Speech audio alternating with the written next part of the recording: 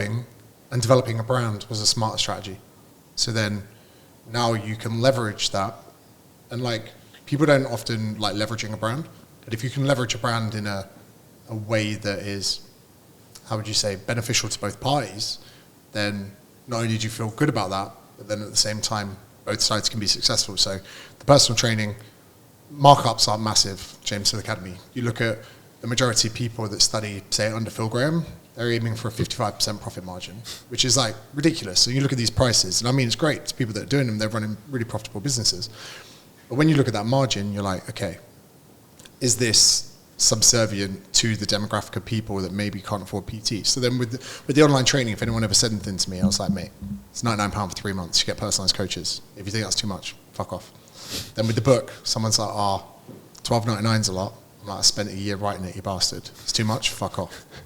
With the drink, people are like, £2 a can's quite a lot.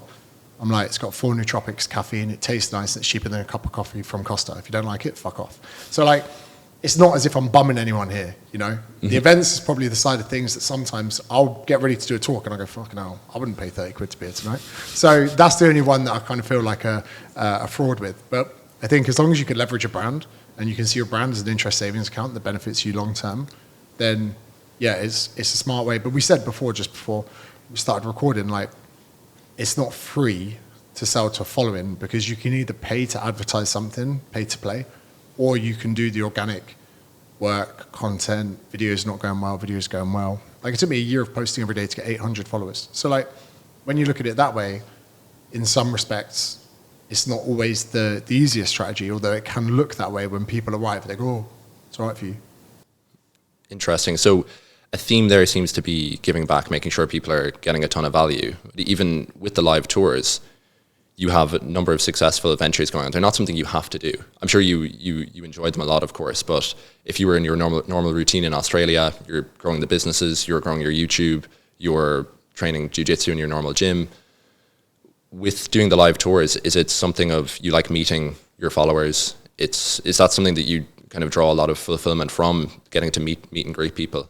Yeah, it's great to meet people. You've got to be active as well. So you've got to show not just your fan base, but your competitors. You've got to show the market that you're active. You can't just be sitting having your great life in Australia, because people get bored. I get bored. So like, also going on tour is a good opportunity to just be interesting again. So like, story views will start going down when it's just the same dog, same gym, same jiu-jitsu, same fucking thing over and over again. So every once in a while you need to have your chaos and then your peace. So you have to move from one to the other, because otherwise you get too comfortable in your ways. So there's definitely that. The touring model's great as well. So when we started that, we'd do like 40 or 50 people in a room. But then my manager, whose idea it was, a guy that's into events called Luke, he was like, next year they'll bring 2 friends. And then you'll be at 120. Then they'll all bring 2 friends, and you'll be at 300. And then the next year they'll be at nearly 1,000. So he kind of saw the compounding interest of it. The first tour we did, we lost tens of thousands of pounds. But then the next tour you went on, you only lost $5,000. Then the next tour you went on, you made 4. And you're like, fucking hell, we're rich. So like, having that idea of it, and also no one's fucking stupid enough to go lose 40 grand on a tour, but we were like, we're crazy enough to do it. Like, you look at any successful festival, whether it's, I don't know, even if you look at the UK, like SW4, there would have been years that people were investing money and paying for that festival, and it would have lost money. People that went to it didn't know. People that went to it didn't give a fuck. But then it's only when you get to that 4th year of the festival that suddenly you break even. Then suddenly down the line, people are, oh my God, I can't believe you made £1 million on a festival. You're like, mate, you don't know half of the shit that went on before it. But yeah, the touring model's good. And also, it's a way to establish yourself and differentiate yourself from your competitors. So even when I only had like 70,000 followers, I remember we got billed for an event, and someone else who had like 500,000 followers was getting headline billing. And my manager was like, oh, James is going to get headline billing for the event, so it means you get paid more and you go on the front of the poster. And they pushed back. And my manager was like, oh, where's their UK tour? And they were like, oh, they haven't done one. He was like, all right, shut the fuck up. James headline billing. He's just come off a tour. And like, that's how they do it in the music industry. So like, it's kind of, yeah, some of it from like a business perspective, a brand perspective, but then also, yeah, you have this massive overarching feature that you do need to go into territories and meet people. Even this podcast today wouldn't happen unless we came to Dubai. And you didn't put your hand up, press me into it and give me $1,000. No, I'm joking. You know what I mean? So like, it's like a massive butterfly effect as well. You might meet one person at one venue who says this. You might make one connection on a night out. Like, I'm pretty sure that even a guy we went on the Smash with in Dublin is going to be running our events next time we go into Ireland. So like, it's one of those things where you're never going to do too well sitting on your hands at home. Interesting. I would say, like you were saying, meeting different people, it kind of opens, it kind of gives you exposure to almost inflection points. Like if I were to look back at the last 5 years personally, every inflection point I've had was from meeting a specific person at a specific time. Kieran, who's sitting somewhere there, would be one of those people. Would you say that's kind of similar for you? It's almost doing the events increases your exposure to potential like non-linear effects as well. Yeah. And I mean, it's also like synergistic. Said to you, I was going to be doing a video of Mike Thurston after. Like, our worlds kind of collided this time last year in Dubai. I actually bumped into him in the gym. I was in the change rooms. I saw this fucking set of posterior delts. So I was like, that's Mike Thurston. And I got chatting to him, realised he's a really nice guy. Bumped into him in the elevator a few times. And then today I was like, hey, do you want to do some content? He's like, yeah, sweet. So, yeah, it can be those literally just physically going into the same rooms and, having that kind of just figuring each other out. Because otherwise it would have been quite a cold one. We hadn't actually talked until last year. You got to try your can, by the way. Yeah, this is the new flavour, the tropical ice. I've tried the orange one, and don't feel pressured. If you don't like it, just be a man. Just say it with chest, all right? Give it a cheers. I'm hoping it's like a pina colada. That is nice now, to be fair. A lot of pineapple on that, a bit of mango. Do you know what's interesting, right? Have another sip and think of White Monster. Because no one has actually thought about what White Monster tastes like. That does taste like White Monster, maybe a bit more mango-y. Yeah, so people don't realise that White Monster is a tropical flavour. They just call it White Monster. You ever noticed that? Yeah, and it's just some flavour like ultra something. You're like, I don't know what's in this, just mystery chemicals. So we're calling this the White Monster Killer. The White Monster Killer could definitely do so, but that is banging. And as well, but for the record, White Monster does have more caffeine. So if you're looking to prime yourself for a workout, the White Monster could potentially be better. This has theanine though, which won't make you jittery as well. Yeah, but sometimes when you train, you want them jitters. Yeah. You want to put on a Linkin Park playlist and punch your fucking front door in. Yeah, you want to be wondering, are we going Creamfields here, or is this the gym? I mean, yeah. So like, and I'm open about that. People are like, oh, is this great for a pre-workout? I'm like, well, technically you could have a can of C4 and have some beta-alanine and scratch your face off and have a better performance. But like, that's not the market we're going for. It's more like the podcast sitting down. The theanine would be quite nice for this environment. You're about to do an edit. Last night, we jumped into like a fucking 3.5 hour edit without moving. Ordered food here, didn't move. And for that, you might want something to give you a little pick-me-up. But you're not really going to have an energy drink at 6 p.m. But it performed well, didn't it, ET? We lost 18 subscribers so far. People don't want to see us have fun. And they don't like Dubai. Interesting. One step forward or one step backwards, a few steps forward, hopefully, with that. No, because do you know what? And the funny thing is, my last video before we left was a clip of me saying, your content isn't about you, it's about the problems your audience facing. But I'm not going to sit in fucking Dubai and talk about a calorie deficit. You know what I mean? I've just come from Cheesecake Factory last night. So I'm like, let's have a fun vlog, let's go around, let's be interesting. And people hate to see how fun. Because it reminds them like, oh, it's all right for you. We did a video yesterday, $1 meal versus $1,000 meal. Right? I had to go eat a $1 meal and I can still taste the onion, right? And fucking people, all they think about is, oh, you're in Dubai, you're all this shit. And you're like, oh, just fuck off. But I was like, do you know what? We're going to train the audience. We're going to force them to like it. We're going to make sure that they can enjoy the content. It can be done. It can be done. I mean, going on to Neutonic still, because you had that viral video about Prime Energy or Prime Hydration that you'd done. Was some of the inspiration in terms of where you wanted to take Neutonic based off, like the video, I think it has nearly 3 million views the last time I looked at it. And you dove into the ingredients in Prime, how it's actually not very good for hydration, but with building your own beverage company, was some of the inspiration, okay, here's what not to do and here's where I want to take it. That's the third time I did that video. So the same video exists with different title and thumbnails, where basically that video originated as, are electrolytes worth the hype? But then I was thinking, okay, how can I present, who the fuck is going to want to listen to electrolytes? Who's going to see that title and go, oh, they're worth the hype? Fucking no one. So I was like, okay, let's look at the hydration landscape. Powerade, Gatorade. And I was like, fuck, Prime's in the hydration, landscape. And I was like, but it's shit. And then I was like, there's my video. So like, it's not like the concept was new, just no one fucking cared about the other one. But even then, the way we packaged the video is what differentiated it. Like, we don't even talk about Prime. We say Logan Paul's the most profitable scam ever. This is coming off riding the wave of the Crypto Zoo scam, where Logan Paul allegedly conned a lot of people. All alleged. Allegedly. So then we got all of this stuff like coming from there. So we got this slight, Logan Paul up until about a year ago was just storming, you know, as far as his reputation in the industry. But then it's kind of tanked a bit. Don't get me wrong, the guy's amazing in WWE, but he's taken his character into, you know, like other waters. The Dylan Dennis fight didn't come off well. So we see this tarnishing reputation. I just saw an opportunity to go for it. I was like, I can, and actually the video is not so much about Prime, it's about electrolyte solutions. But we leveraged pop culture to get that. And the word scam, you know, the best titles you could put in YouTube, scam, broken, hack, these are things that really get people's like attention. So we were even filming it, and I was like, I came up with the title and I shouted it at Etienne. I was like, don't let me forget that. But yeah, basically the crux of the video is just about electrolytes. So I've always been big into supplements, you know, always watch Derek from More Plates, More Dates videos, like all of this stuff.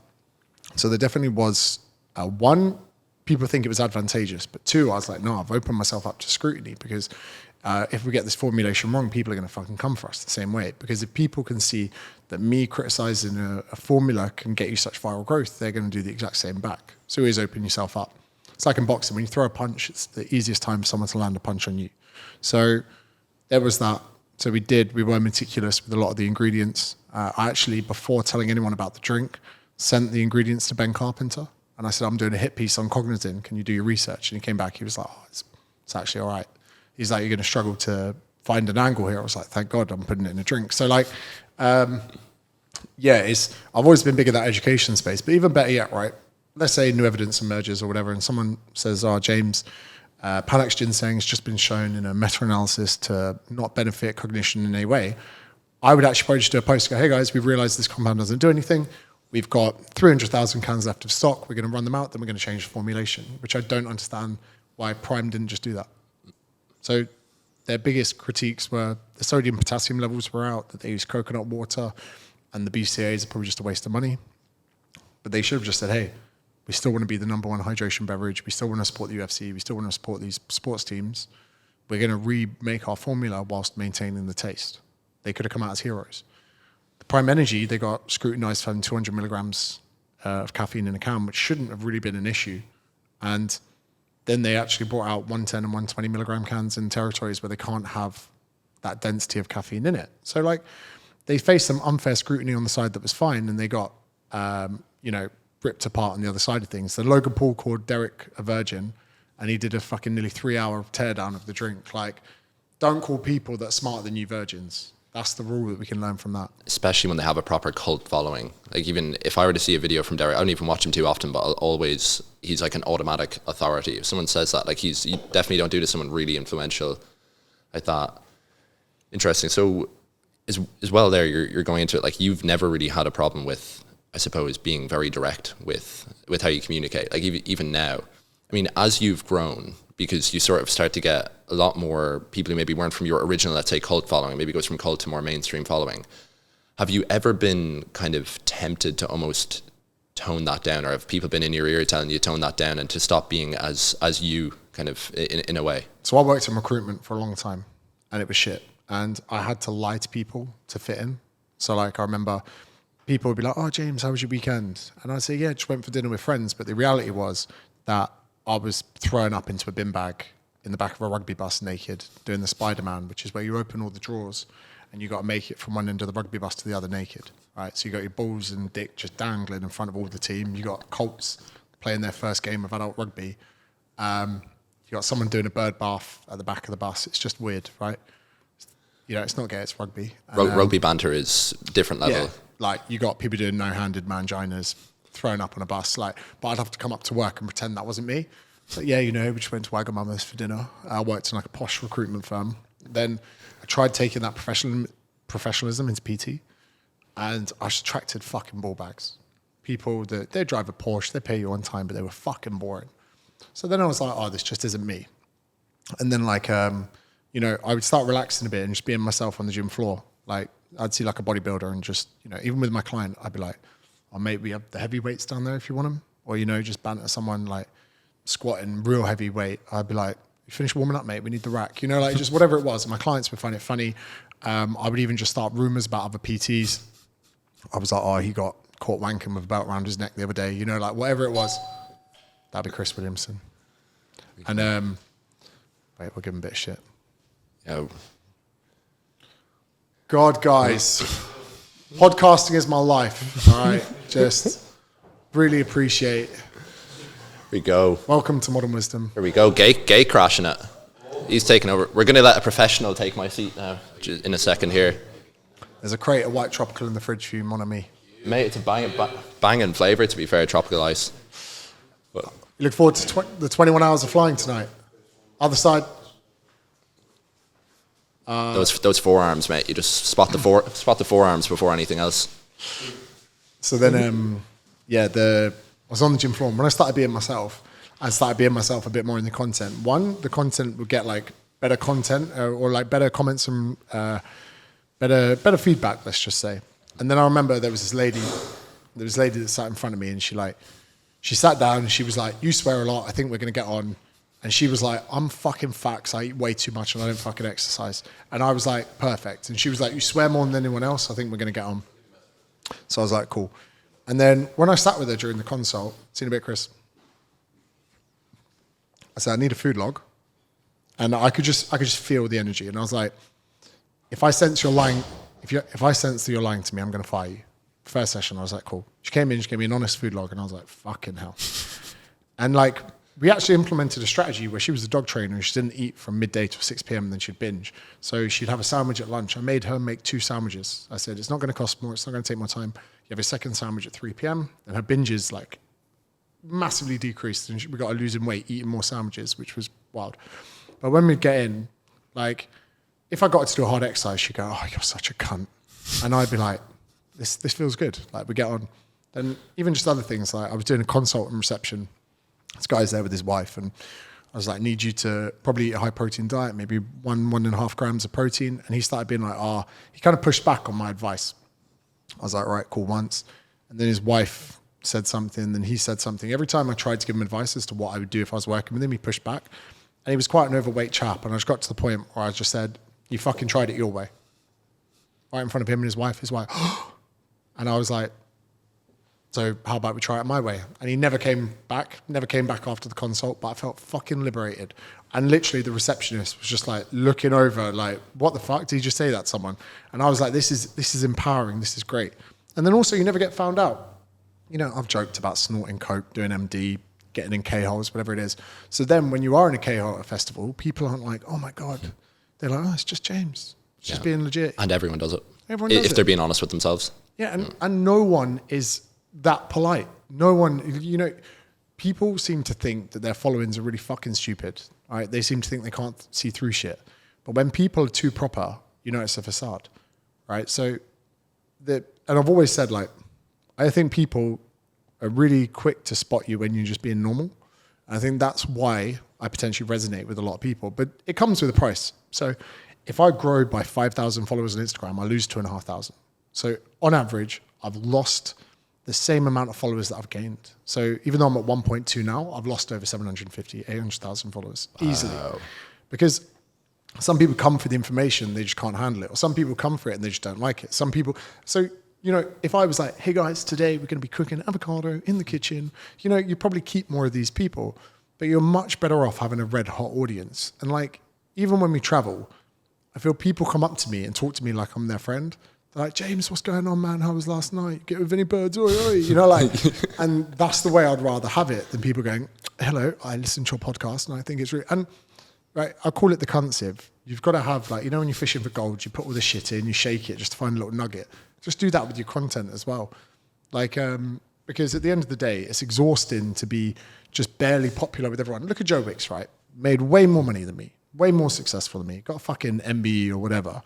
But I just don't feel like anyone would see him in a pub and go, "Fucking hell, I'd love to have a beer with him," right?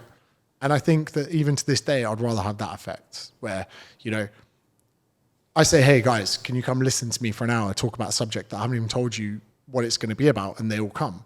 Whereas for him, he has to do a workout to 1,000 people on the beach. You know, it's very different. And you could have had that PG kind of following where you're trying to appease everyone, but I just find it exhausting because even if I was to go to a family barbecue, I don't give a shit if half your family don't like me. I'll just sit in the corner with the other ones that, you know, are drunk and being inappropriate, you know. So I think so many people have social media wrong in that way where, you know, even someone like Joe Rogan, right, one of the most successful podcasts in the world, he doesn't give a fuck what people think. He's just being himself. And that's why he's been able to do it for so long.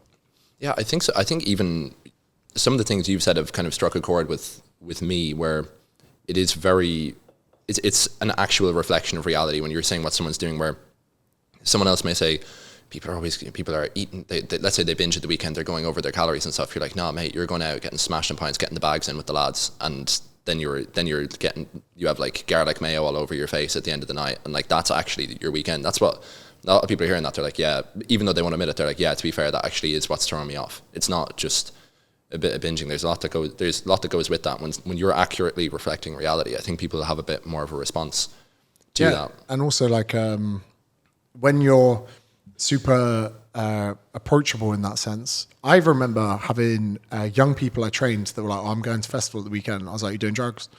They're like, yeah, going to get a bit of MD. I was like, pills or MD? They're like, oh, we're going to get some pills. I'm like, what pills? Oh, we're going to get blue punishers. I was like, listen, it's 250 milligrams. Be careful. Like, and they're like, what's going on? I'm there in a PT session. I'm like, you're going to start your squats in a minute? Look at me. I'm like, look at me. Half. And I was like, you need to wait 2 hours before you do another half. And like, I'd say this, then my client would come in on Monday and she'd be like, thank fuck you said do half. I was like, why? She was like, oh, we did half, didn't feel anything for an hour. Remember what you said to me in the session. An hour and a quarter later, we came up and I was like, I could have saved her life. You know, like, so just having that approach, being like, you know, because I had a fucking blue punisher and I was flying. So, you know, like, it's one of those things where I think that we have to be like full board advice with people. We need to like be yourself and, you know, explain to people just everything, because life is such a multifaceted thing. No one really is professional behind closed doors. The reason that we have the majority of like this woke bullshit going on is because people's chats that they have, and this is it. So sometimes I'll say something that some people are like, oh, you can't say that. But I'm like, everyone's saying it at the dinner table anyway. They're just not saying it online. So like, it's a weird like echo chamber that exists of what's proper to say in public. Like, and yeah, it's just exhausting. Do you find that very liberating in general, that you're just very open about things? I mean, yeah, until my mum called me a druggie the other day. She was like, oh, you druggie. I was like, Mum, I was only talking about ketamine and mushrooms. I was like, they've both been amazing for me, apart from the time I K-holed in an elevator. But still, like... it happens. And the elevator broke down. I wasn't sure. Oh, mate, that's minging now. Yeah, so you can get ketamine and nasal spray in America. They use it to treat depression. Interesting. So I didn't believe it. A girl that I met, and I hit it significantly. Damn. This is an interesting thing. Yeah, obviously they're illegal back home, but if you were in many places in the States, are more on the cutting edge of things. So using LSD to treat people with depression, using psilocybin to treat people with depression. Where I went to get an ice bath, I looked at a menu. They had ketamine therapy. So you get jabbed with ketamine and do a therapy session. I put my name down. They called me back once I was already back in the UK. I was like, this is the future. If they had that now, I'd be doing it today. Wow. Interesting. I mean, on that final thing, Nassim Taleb says that you were, on turning things down, let's say, or just being very open, Nassim Taleb says you were wealthy when money you refuse tastes better than money you accept. Always like that little quip. So it's an interesting, I suppose, way of putting it. Yeah, like, so I've had some insane offers. I had a bank offer me £80,000, and it wasn't a bank that I used. It was just one grid post. And that one didn't feel good, if I'm honest. 80 grand, I could have, you know, after tax, put down a significant chunk on a car, had it in finance, just, you know, I could have got that Audi RS6 that I wanted. Oof. I thought, that kept me awake a few nights, I'm not going to lie to you. And then, right, so some people called me a sellout with the drink. I worked out the other day, per my initial investment, each can I've drunk has cost me £1,000.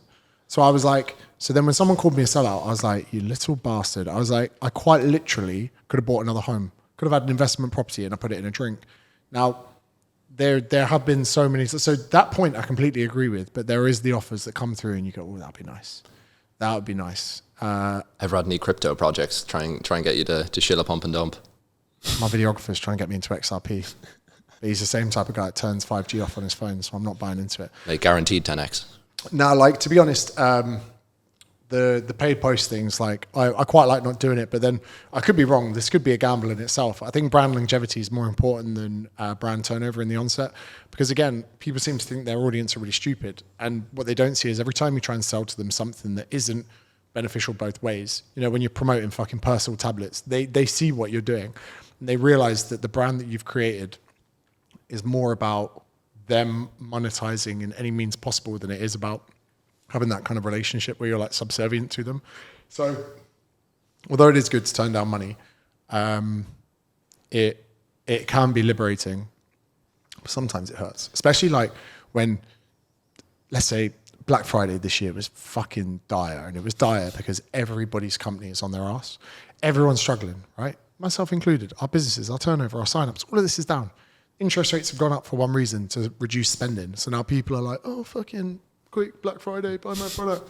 And like, then there are times where you see your dividend come through and you're like, fuck, I should have done the personal advert. But still, it's one of those things where, you know, in life that, yeah, as long as you can, you can do it. The only person that gets away with it is Paul Lima.